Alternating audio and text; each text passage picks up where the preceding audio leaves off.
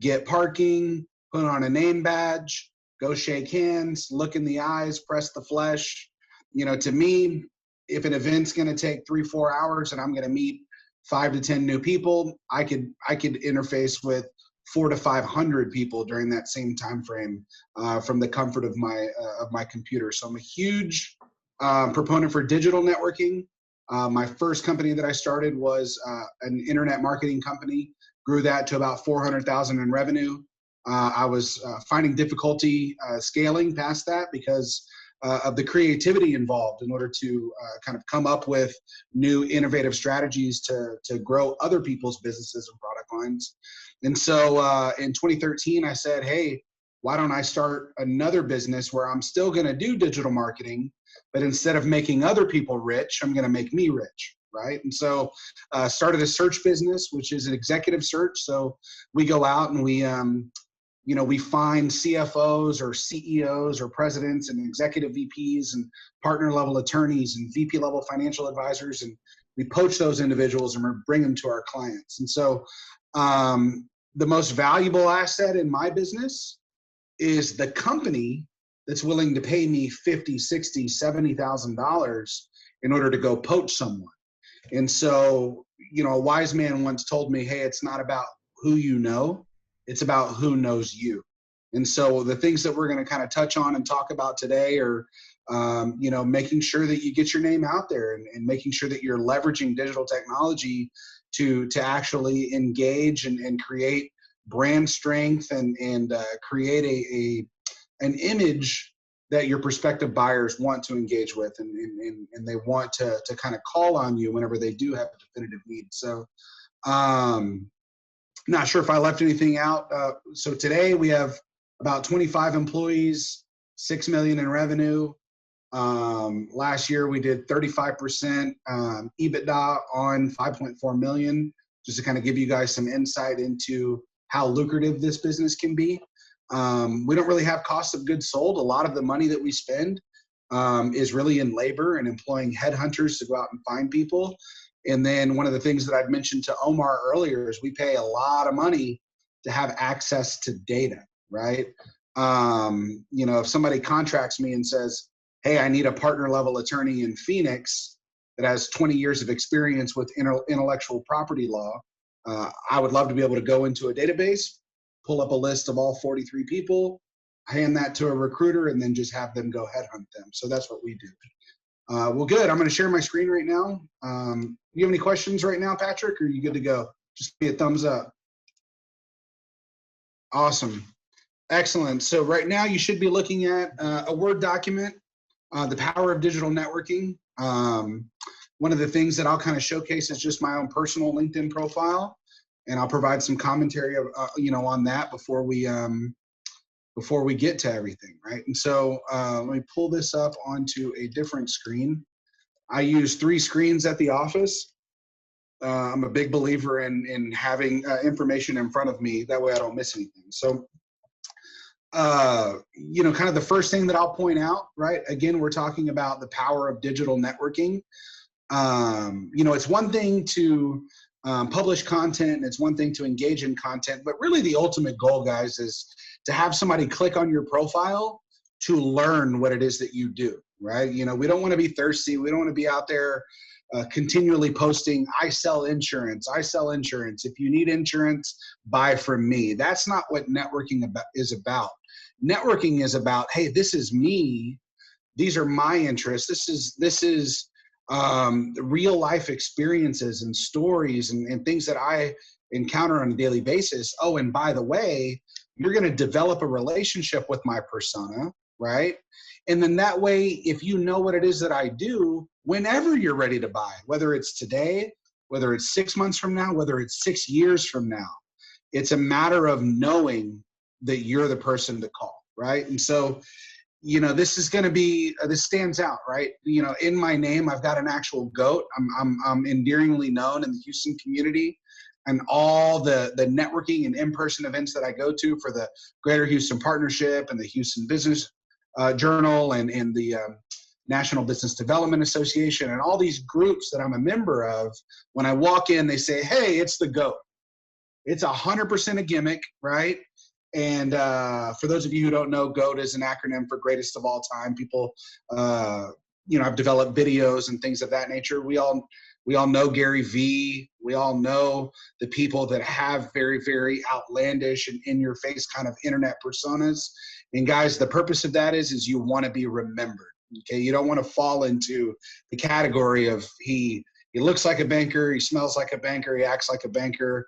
I don't remember his name. I think he was with BBVA. I don't know, right? So hire the GOAT to find your unicorn. I've got the GOAT here. Why work at Encore Search Partners? I'm actually leading with come work for me, right? It's one thing for me to sell a company, and that client could be a $50,000 client.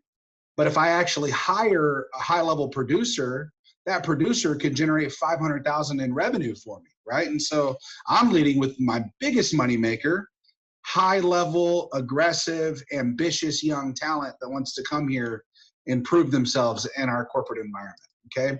Encore Search Partners provides headhunting services specifically for industry-leading technical sales professionals, engineers, financial advisors, attorneys, CPAs, and C-level executives nationwide. Here's my contact information. I never shy away from that. 40,000 followers on LinkedIn. The reason why it's capped at that is you're only capped to 30,000 connections. And so once I got to 30,000, it was increasingly difficult to gain followers. And at the end of the day, I have a day job, right? If all I did was just focus on getting followers, maybe I'd have 100,000 like some other people. But I'm outlining it. What is it that we do, right?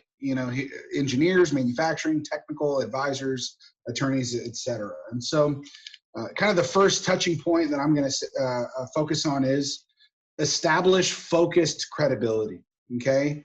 Whenever you are networking or whenever you are, introducing yourself, whether it's at the bar, at B&B Butchers, and you just strike up a conversation with the person next to you, or whether you're in a business presentation and you're explaining what you do, it's always wise to be an expert in something. What do you do? Oh, I sell insurance to commercial construction companies that do projects over $50 million, right? It's a heck of a lot better to be narrowly focused and to be the best in that business than to just say, I sell insurance, right? People want to do business with experts. And I've built a very, very successful business around creating experts in very specific verticals. Okay, I've got people that only recruit CPAs, only recruit CFPs, only recruit JDs, only recruit MBAs, only recruit XYZ, right? So the point is I can get early career talent that doesn't have a lot of intellectual capital as a business generalist, but if they're having the same conversation with 50 people every single week, it fast tracks their level of credibility and technical knowledge in a specific vertical, right? So I don't need to go out and pay a $150,000 person that was an attorney to recruit attorneys. I can get an early career person, give them a 60,000 base, give them some commission that'll get them to 100, maybe 150 total comp, because they're an expert in a specific vertical. Another thing that I want to highlight your extracurricular involvements. One of the things that I'll mention, and again, we're talking about networking. A lot of people, they don't want to publish their opinions about, their social responsibilities that they like to engage in, right? And I don't want to make this a political talk, but if you're a big proponent of the BLM movement, if you're a big proponent of the LGBTQ community, you need to publish that, because at the end of the day, it is very polarizing. But the people who want to do business with you, it's actually going to help move the needle in your favor, as opposed to the individuals that are just net neutral in a specific vertical. So are you going to eliminate 50% of your prospective buyers? Absolutely. However, you're going to increase the probability that the other 50% wants to do business with you, maybe by 3 or even 5x, because you're vocalizing your specific stance, and you're proud of it and you're not hiding from it. And so establish focused credibility and don't shy away from highlighting your extracurricular involvements. Okay. Another thing from a networking standpoint digitally, keyword strength, right? I could easily put that I am a recruiter, right? But I want to also highlight all the different keywords to make sure that I pop up. If somebody says commercial banker recruiter Houston, I want to show up in the first page, right? And so I have a very keyword rich LinkedIn profile exactly for that reason. I'm not sure if you guys are fully aware, but the way that databases are queried, they assign a scoring system. There's an algorithm, right? And so if somebody goes to the internet and they type that, right, engineering recruiter Houston, the person who has their current title as engineering recruiter, that's going to get more points by the algorithm than me saying I'm CEO, right? So they're going to be forced higher in the actual search results. And so be aware whenever you do establish that focused credibility, whenever you do become that expert, not a generalist, really leverage that keyword strength to make sure that you are optimized for digital networking. Okay.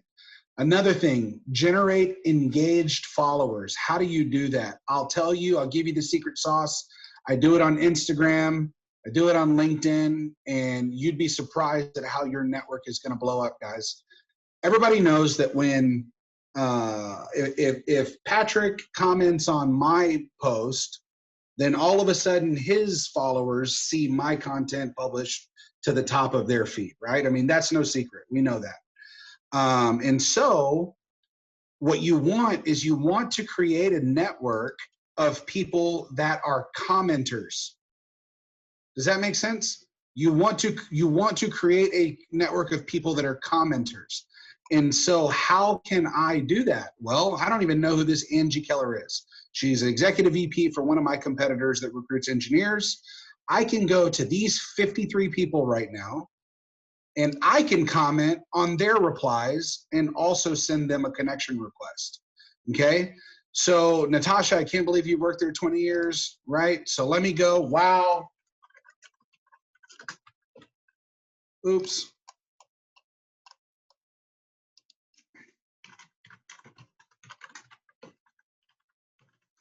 Wow, that's incredible. Reply, Terry, I'm not a stranger. I just commented on his comment, right? So there's an element of familiarity there. There's probably a 99% chance that he's going to accept my connection request. Now, better yet, guys, when he accepts my connection request, Terry O'Leary is a commenter. So when I publish content to LinkedIn and he sees it, it's in his DNA to leave comments, just like it is with Chris Mader, just like it is with Matt Colarusso and Ashley Anderson. And so the way that my network is going to compound, number one, I'm getting very, very high level individuals, right? VP, senior managers, VP. Maybe I can skip over individual contributors or people that are not in my network, right? Or the space that I want to work in. But if these people accept my invites, I publish content, they engage, then their network's going to see it.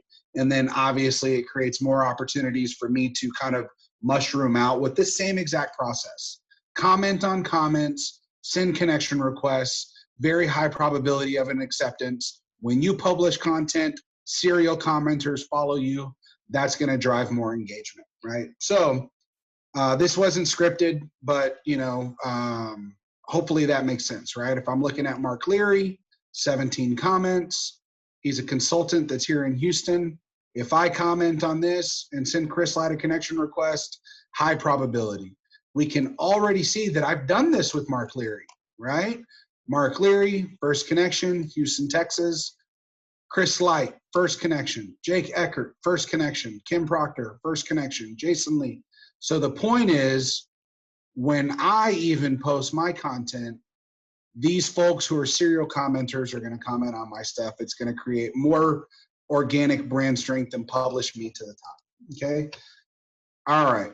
So generating engaged followers, comment on comments, like, follow, send connection requests, etc. people say, Jeremy, how do you have such a big following? Very, very simple. Simple, tactical engagement, right? Kind of the fourth component of optimizing LinkedIn, publish real life content, guys. There's really no magic or secret sauce. It really frustrates me when there's companies that want to do your LinkedIn for you and manage your LinkedIn for you and come up with stories and publish articles. Nobody gives a shit.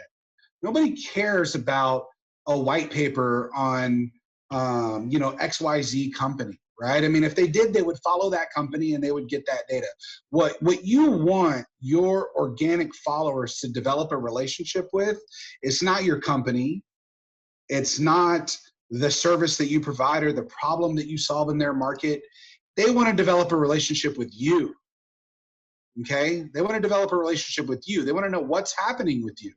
Tell me about your wins. Tell me about your losses. Tell me about your family. Tell me about your coworkers. Tell me about you.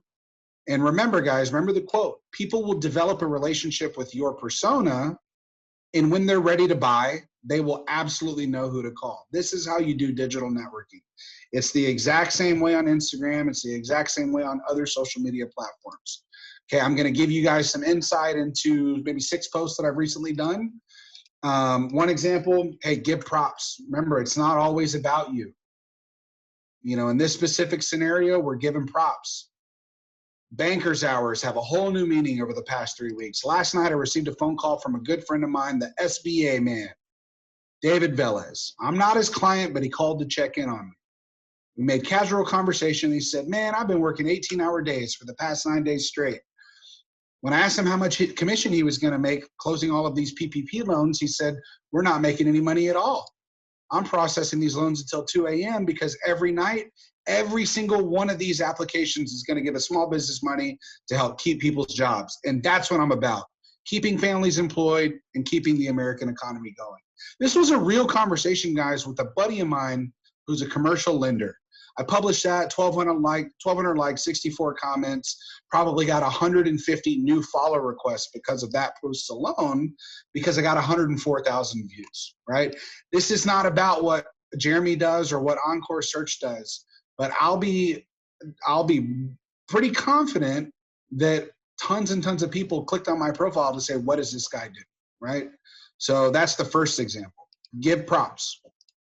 Second example, this was a couple weeks ago. My son's birthday was on August the 18th. Yesterday was my oldest son, Caleb's 8th birthday. After dinner with the kids, I took him to Target and told him he could pick out 3 toys as his birthday gift. He picked out a Fortnite action figure, a box set of Pokemon cards, a Spider-Man figurine, all great choices. But what happened next is what made my heart melt. He walked straight up to his 5-year-old brother, handed him the Pokemon cards. Then he turned to his 4-year-old brother, handed him the Spider-Man. They both lit up and thanked him for the gifts. It's not every day that a grown man cries, but my 8-year-old made me cry last night. I'm proud of the man that he's become. 6,000 likes, 500 comments, real story. Didn't tell anybody what Encore Search does. Didn't tell anybody about the service that I provide or the problem that I solved. But guess what? The people develop a relationship with your persona. They click on what you do. You're real, you're vulnerable, you're human. And guess what? If they want to talk about all the wins and see all the wins, I publish that on my LinkedIn profile. You can go visit it and read all about it. Every week, I get anywhere from 4 to 8 new inbound requests from prospective clients that say, Jeremy, I follow you on LinkedIn, love your content. By the way, do you recruit VPs of accounting? Do you recruit directors of engineering? My company needs help. Would love to know if you have time to come speak with us, okay? I don't even employ a business development person, and we're the largest executive search firm in Houston, okay? Vulnerable stories. We've talked about give props. We talked about family. Now we're being vulnerable. 2015, I almost threw in the towel. I just started my recruiting firm 2 years prior and built up a nice little 6-person business that I was training to do about $1 million a year. Then it crashed. Oil plummeted from 108 to 48. The entire city of Houston went on hold. At the time, all I had were local clients, right? Oil and gas, manufacturing for oil and gas. Not a well-diversified strategy. Revenue went from 100,000 a month to zero. Big fat goose egg. 2 young kids and another on the way. I was faced with one of 3 decisions: shut it down, wait it out, or double down. I'd modeled out all of the scenarios and even went so far as to interview for an enterprise AE role. Needless to say, I turned down that offer. We rebranded, diversified nationwide, ramped up hiring. I took a loss that year, but I absolutely invested in the future. I'm saying all this because yesterday we received the news that we had been recognized by the Houston Business Journal as the largest executive search firm in Houston, ranked by the number of VP and C-level placements fulfilled in 2019. Never give up on yourself. Going from 0 to number 1 could be less than 5 years away. 1,500 likes, 300 comments, okay? I thought I'd get more on that, but hey, that was a W for me, okay? Share videos. Once you become an established, known brand and commodity in a specific vertical, don't ever shy away from putting your face on camera. I don't even have a great face, but people want to develop a relationship with that persona. So when people ask me to do podcasts, I do them. Ryan Gendron and Shravana Rock. 3 people, I think, since the I could go. Yeah. And then really just, you know, with success, you kind of get a little bit pickier, right? And so like each year we started to work on higher level positions. So the point is, guys, is let other people publish your content. Let other people market your content. That's the next level whenever you say, okay, I'm a true digital networker, right? Another thing, polarizing stories. Don't ever shy away from publishing polarizing stories. Remember what I said, the people who you want to do business will be the ones that migrate towards you because of your polarizing stance. The people who say, F you, you're not a good business person, I guarantee you that's the person that was never going to give you any business to begin with. It's perfectly fine, okay? Let's read this one. I had a 3-minute phone interview yesterday with a potential candidate for a 100K technical sales role. He had 4 years of experience, all with the same company. The interview seemed very promising at first glance. After the initial small talk, I led with what I always lead with. So, why are you looking to make a change? I want to make more money, work less hours, and have less stress. You know, the American dream. Whoa. I'm not quite sure that that's what our client is offering, man. I don't think you're going to be a good fit. We mutually agreed, and the call was ended. When I was growing up, the American dream involved hard work, focus, determination, ingenuity, and grit. I would get out of life what I put into it. Nothing more and nothing less. Has the American dream changed, guys? This got over 1,200 comments, okay? You talk about networking. You talk about people wanting to engage with you and people learning who you are and what's your story and connecting with you. And you'd better believe that I read every single one of these. I comment on comments and I provide insight and I read people's commentary. And obviously I'm not going to agree with every single thing, but I'm going to share exactly what it is that my opinion is. You know, Angela Jacobson, this is just, it's not scripted, right? But I'm looking at it. I placed her as the director of marketing at Steve & Joseph 2.5, 3 years ago. She's now one of my very best friends in the world. She lives in Lubbock, Texas. I've never met her. Never met her in person. I pulled her from GameStop because they had just filed bankruptcy, moved her to Lubbock where she'd went to college. Her husband works from home. She uprooted her 2 kids. Guess what? I follow her on Facebook. I follow her on Instagram. When Angela Jacobson makes a post, I like it. I comment on it. It's a full integrated marketing approach. She's a senior director at her company reporting to the CEO. When she has a need, she calls me. Not because I'm an expert in consumer products that they sell inside of boutiques for young women's fashion. It's because she knows Jeremy. She knows my kids. She knows I just bought a new car last week. She sees it on Instagram. She talks to me about very vulnerable and honest things. And guess what? I make $100,000 a year off her account alone because of the relationship I have with her. Never met her, okay? Katie Minert. Katie Minert was just recognized by the Houston Business Journal as Woman of the Year finalist. Women who mean business. She's getting honored on October 14th. Okay, I know this. I sent her a text message. I sent her a personal message. Katie, I'm proud of you. Great job. You've grinded so much. I love it. Congratulations. These are the people that comment on the posts. These are the people that build and encourage me and truly have a vested interest in providing commentary to my content. Guess what? I've never met Katie Minard in person. One day when I meet her at a networking event, she's going to give me a hug. She's going to say, I love you. You're one of my best friends, Katie Minard. Jason Burchell, had lunch with him a couple of weeks ago, owns a competing firm. When COVID happened, Jeremy, I'm scared. Do I shut the doors? Help me through this, buddy. These are all my friends that I met on LinkedIn. Okay. And then, guys, every now and then, you'll break the internet.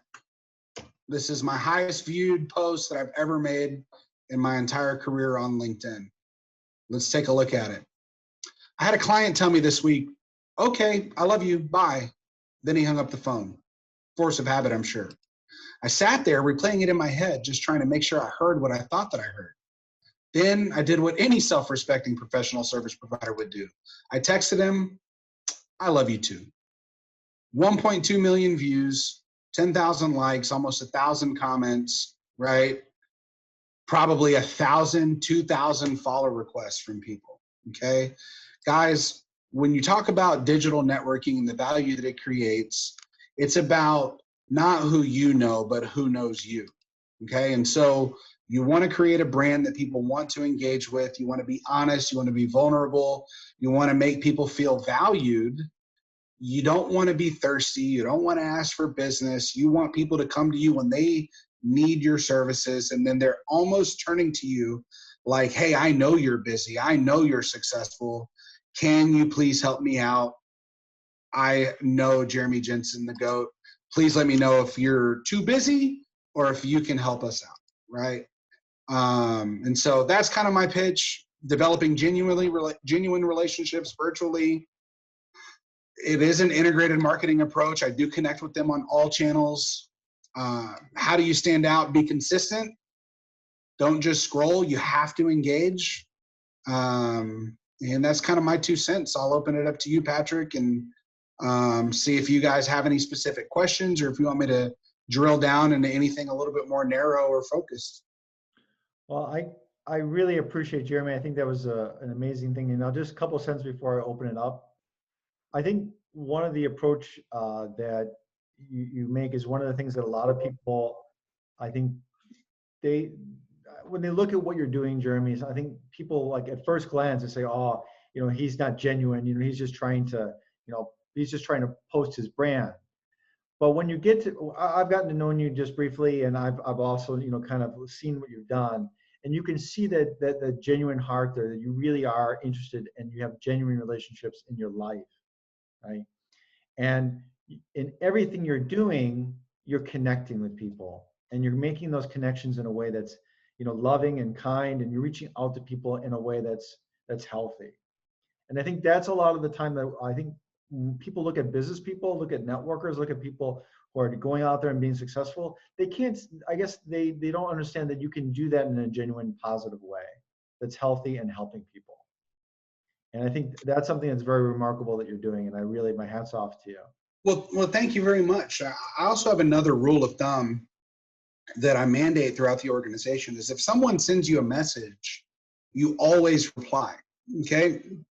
Hey, I don't have the expertise, or hey, that's not what we do, or hey, I'm too busy. Those are all perfectly acceptable replies. You can't help everybody. You can't save the whales. If you're in the business of recruiting attorneys, hey, if your brother-in-law was laid off and he's an engineer, you know, hey, I can empathize. You should probably call this firm, but it's not what we do, right? Stay in your lane. Don't get bogged down. But absolutely, you want to empathize and you want to be genuine, and you absolutely want to engage that person, because people will remember if you're the recruiter that ghosted them, if you're the person that that they turn to because, you know, you sold insurance or you sold valves or whatever, and you ignored it because you thought that they were an unqualified buyer. Always, always, always close the loop. Never be afraid to do that. Thank you very much for that. I think Omar had a couple questions. Omar, you were texting a little bit earlier. Do you want to share some questions? Yes, sir. Jeremy, I have one quick question for you. What's your opinion regarding the addictive UI and UX design that all social media platforms utilize? Did you say addictive? Yes. I mean, I'm guilty, dude. I'm addicted to it. I mean, when you look at my screen time on my iPhone, Oh boy. it's unbelievable, man. But, you know, I will say this is completely unrelated. I'm divorced. I've been divorced for 2 years. And the big reason is because I was always on this thing right here at night. And with 3 young kids, it doesn't really bode well for your spouse. And so while I might be the best digital network in Houston, Texas, it caused a wedge in my personal relationship. And so when you ask me what's my opinion on it, we need to be self-aware. We need to know if it's becoming an increasing problem, and we need to pick our battles, right? I mean, do I want to battle with not being a present father, or do I want to battle with not experiencing revenue growth, right? It's very difficult to be excellent and amazing at everything. Last week, I spent 20 hours and 40 minutes on Instagram. Wow. Just Instagram? Yeah, just Instagram. Facebook, 40 minutes. Facebook is for old people, dude. I'm 36. It is. I'm dating 26-year-olds, man. It's so easy when you're divorced and you have money. How do you specifically deal with a dopamine imbalance that it causes? I don't know. So to answer that question, I'm gonna preface it by saying I have intentionally not watched The Social Dilemma on Netflix for that reason, because I don't want to know. I don't want to, you know. I hadn't known the information presented in that documentary prior, and I couldn't watch all of it. Watching half of it just made me angry. I turned it off. Yeah. And so what I can say is guys, if we know that as a society and you know, starving for that affirmation and the likes and the comments and the engagement, if we know that that's something that's critical to our own true happiness and the way that we explore happiness, and granted, I do get a lot of personal satisfaction from that. And in therapy, you know, I've kind of derived it from the fact that my mother didn't tell me she was proud of me enough whenever I was a child. I was raised by a single mom. But the point that I'm going to make is if you know that you're going to be in front of a computer screen and you're going to be on social media all day, you might as well be doing it on a platform where it makes you fucking money. You know what I'm saying? And so that's kind of the balance that I have found in it is I know it's addictive. I absolutely know that it creates dopamine and false senses of security. But at the end of the day, it absolutely translates to revenue for myself. It's worth it. Some would say that it's not worth it, right? I mean, I'm overweight.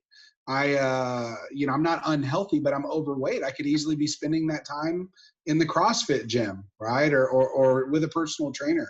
And so you absolutely have to pick your battles. Whenever you say, golly, Jeremy, you comment on every comment, you engage with everybody that sends you a message, you have to pick your battles. Have you considered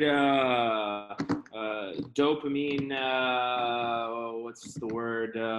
Supplements? Supplements would be detrimental. Detox. That's the terminology I was looking for. So you would leave your phone, the social media away, or put it all away for a day. Therefore, it can help balance your dopamine levels so you don't experience these detrimental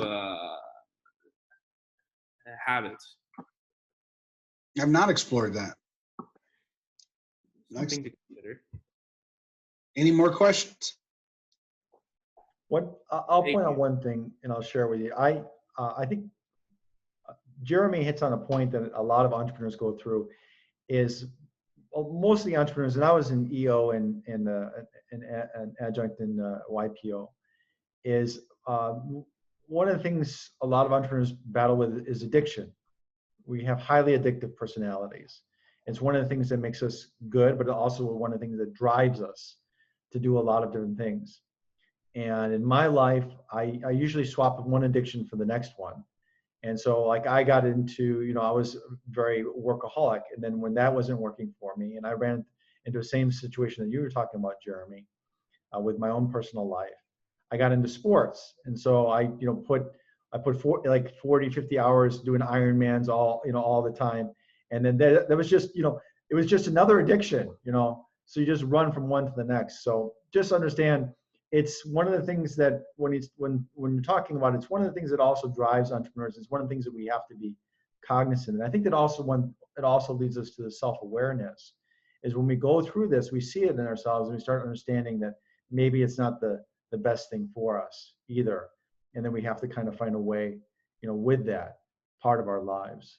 So I just really appreciate you sharing that, Jeremy. It's very powerful and very honest. And thank you. Yeah, I absolutely agree. Being in EO, the Entrepreneurs Organization, I've created some very, very valuable friendships. My closest friends in the entire world I've created through that organization. And, we're all in the trenches together, in different trenches, but we understand the challenges and hurdles that we experience in not only our professional, but our personal life as well. And I think one of the biggest, contributors to success is being self-aware, being vulnerable, saying, hey, I messed up.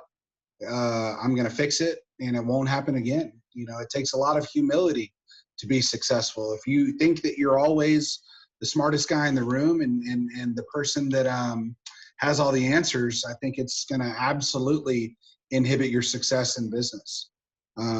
Myself in particular, I built the company to about $1.5 million in revenue, and it was a great lifestyle business. I was making $500,000 a year, but I was arrogant. I was a perfectionist. I was a hothead. I was just burning through employees every 6 to 8 months. And I'd get mad at them and I'd fire them. And it wasn't until I brought in a true integrator. I don't know if you're familiar with EOS, the Entrepreneurial Operating System, but this guy brought in processes, systems, accountability. I hired him as my VP, then he was promoted to COO, and now he's the president of my company. It wasn't until I realized that I didn't need to be the boss. I didn't need to be the smartest guy in the room, to where I got out of my own way and we actually started to blow up. Then I could focus on what I did well, which was marketing and sales and lead generation and conversion and creativity and diversifying into new areas of practice. And so I'm able to leverage that entrepreneurial brain, right? To like, okay, I've got this idea. Let me try it. Let me try it. Let me try it. Let me try it. Let me try it. And guess what, guys? We're all smart. It'll work 85% of the time. What we need to continue doing is just roll with the punches. Whenever it fails, we dust it off our shoulder and we go to the next one. We keep grinding and we keep going. And it's very difficult for a spouse. I was married to a petroleum engineer who was very, very risk averse. It was very difficult for her to conceptualize me taking a gamble on starting a business unit and losing $100,000. It was the foundation of quite a few fights, right? But you know what it was for me? It was just calculated risk. The one that I took before it made me 500,000. And so that's a very long-winded way of saying, surround yourself with people that are also fellow entrepreneurs that can not only provide insight to help you succeed, but that can also pull you out of the gutter whenever you're down.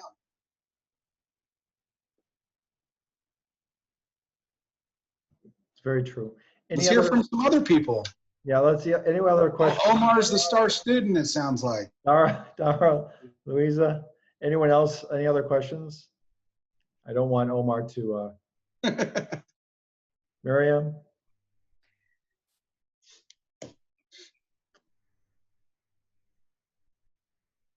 Louisa was going to say something, but. Well, I mean, it's not that I really have a question, but I mean, I'm, starting, I guess, since 2017 formally, a fashion business. So even though it's the different industry, the one you're at and you're sharing, but I can understand the hustling that you had to go through, especially when you share the story of how you were at one point almost going to throw the towel. I can definitely relate to all the hustle that you had to go through. And I don't understand how someone would have so much time, because I'm looking at your how to make people feel valued. And you put LinkedIn, Facebook, Instagram, Twitter, Snapchat, TikTok. I only have one child and this business, and I'm only on maybe like FaceTime, Instagram, and very little LinkedIn. I barely have time for anything else. So I don't know how you manage to do all that. I mean, I don't have a TikTok or a Snapchat or a Twitter. I just wanted to highlight that you can absolutely take an integrated approach.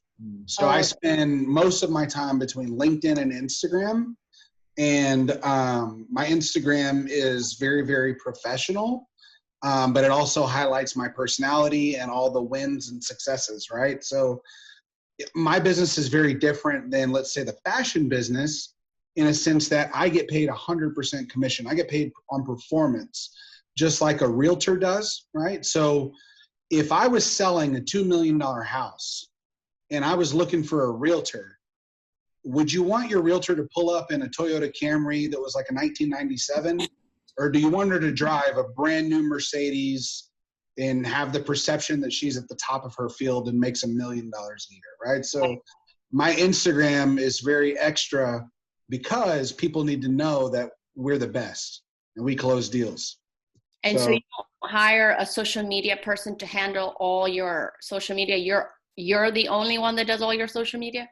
I'm the only one that does everything. Yeah. Wow. Yeah. Insane. But like Omar highlighted earlier, I'm very, very addicted to the likes. I'm addicted to the dopamine. And I'm not saying that it's right. What we know is I channeled that addiction I channeled it into something that makes me a lot of money, right? There's other people that channel addiction into becoming addicted to drugs or alcohol or other things. I don't do drugs. I don't drink alcohol in excess, right? And so individuals that have very addictive personalities, like Patrick said, you have to channel it into something. And so in his specific situation, he channeled it into be a very successful entrepreneur. And then when he got burnt out on that, he became an Ironman. Maybe that's the next phase in my life at 36 years old and 260 pounds, because I need to become an Ironman by the time I'm 40. It's doable, right? Do you have any other goals besides your business that you want to share with us? Anything like that, like the one you just mentioned that you just came up with? Yeah, absolutely. So I don't have any specific goals tied to fitness, and it's really unfortunate. My goal is to find my best friend, a spouse that's going to help motivate and inspire me to reach my full potential. What I do visualize is that she has a passion for fitness, and that in some way, shape, or form, she's going to be the one that inspires me and holds me accountable to reach my fitness goals. But at the end of the day, my goal is focused on finding her and creating a true, lasting, monogamous, exclusive relationship with that person. So that's my near-term goal right now. I haven't experienced all the success that I want in business, but because of EOS and because of me putting the right VPs in place, I think that we have the infrastructure and we have the right system and process to realize our professional goals, to where I don't put any focus at all into how I'm going to grow my business or how I'm going to close deals, because I pay people a lot of money to do that for me. My last question, does your company give back, and in what shape or form? Well, I paid Uncle Sam over $600,000 in 2019. So that's the way that I personally give back. But but no. So my president of my company is very, very involved in several nonprofits. We do have a committee that does charitable contributions. For whatever reason, I've never been very, very passionate about being participatory in those. I believe that I had the same public school education as everybody else. I believe that I was raised by a single mom that made less than $30,000 a year. I lived in apartment complexes in very, very poor neighborhoods. So I'm a big believer in giving people opportunities that have never had. They still have all the ambition, they have all the intelligence, but they've never been given the opportunity to succeed because they didn't have the right degree or they didn't have whatever. So that's the way that I give back, is by investing in individuals that want to work on incentive compensation, and they want to work hard and want to make a lot of money. And so this may be surprising for you guys, but I don't have a bachelor's degree. I dropped out of school when I was 21 years old. My GPA was 3.6. I was at U of H pursuing a degree in mathematics. And I was working for a reseller for a company that sold DirecTV and Dish Network. And I was 21 years old, working 36 hours a week, fielding inbound phone calls right in the afternoons and at night from people that got those flyers in their mail. 1999 Dish Network. I made $108,000 as a junior in college. And I dropped out and I said, I'm going to go into sales. And I went back for one semester when I met my now ex-wife because she was summa cum laude, Georgia Tech, chemical engineer, dual major, chemical and biomedical engineer, never made a B in her life, 4.0 GPA her entire life. I was very insecure about that. And I went back to college to pursue a degree in petroleum engineering at U of H. And I was staring at the presentation and it all seemed like Greek to me. I was like 25 years old, and so I didn't finish. But I was so insecure about it for so long. And you know, it really wasn't until I started making maybe like $600,000, $700,000, $800,000 to where I finally became proud of the fact that I didn't have a degree. I used to actually conceal it whenever people would ask. I was very embarrassed. Thank you for sharing. Yeah. So now the way I give back is when you look at my team, I would say that probably 90% of our team makes six figures. Again, it's on variable compensation, commission, plus their base. I'd probably say that of those people, maybe only 20% have undergraduate degrees. Well, I think at that point we're kind of we're going to come to a close a little bit. And Jeremy was very thoughtful. And by the way, Jeremy, thank you so much.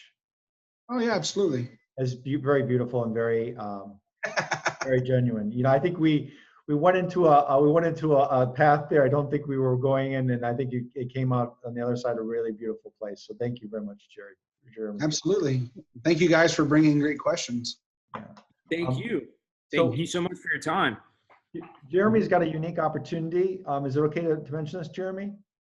Yeah, absolutely. So I've mentioned it to Patrick before the call. I said, hey, I want to maybe invite the person who's the most engaged and ask the most questions to come out to my office. I want to give them insight into, you know, the workstations, meet a couple of our producers. I want to walk them through our P&L. I want to give them insight into our CRM and the KPIs that we measure. So if Omar's down, I'd love to have him out to the office maybe for about 45 minutes, and we can do that. Okay. I sent you a connection on LinkedIn. Excellent.